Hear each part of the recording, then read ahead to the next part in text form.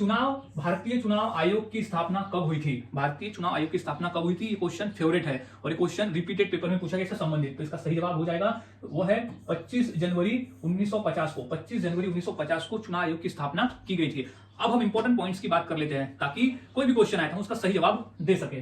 तो पॉइंट्स कहता है कि भारत के निर्वाचन आयोग का जो गठन है वो 25 जनवरी 1950 को हुई थी। कब हुई थी? 25 जनवरी 1950 के दिन। तो अब यही कारण है कि हम 25 जनवरी को राष्ट्रीय मतदाता दिवस के रूप में भी मनाते हैं। ये मोस्ट इंपॉर्टेंट है।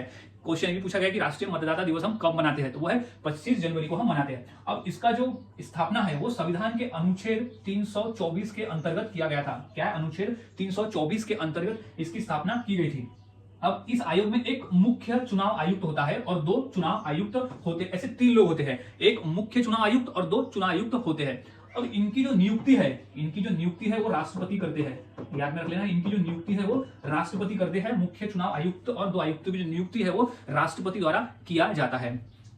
अब नेक्स्ट पॉइंट है कि चुनाव आयोग का जो सचिवालय है वो नई दिल्ली में स्थित है। उनका सचिवालय जो है वो नई दिल्ली में स्थित है। अब भारत के जो पहले मुख्य चुनाव आयुक्त थे वो थे सुकुमार सेन। ये मोस्ट इंपॉर्टेंट प्रश्न है कि पहले चुनाव आयुक्त कौन थे, तो वो थे सुकुमार सेन।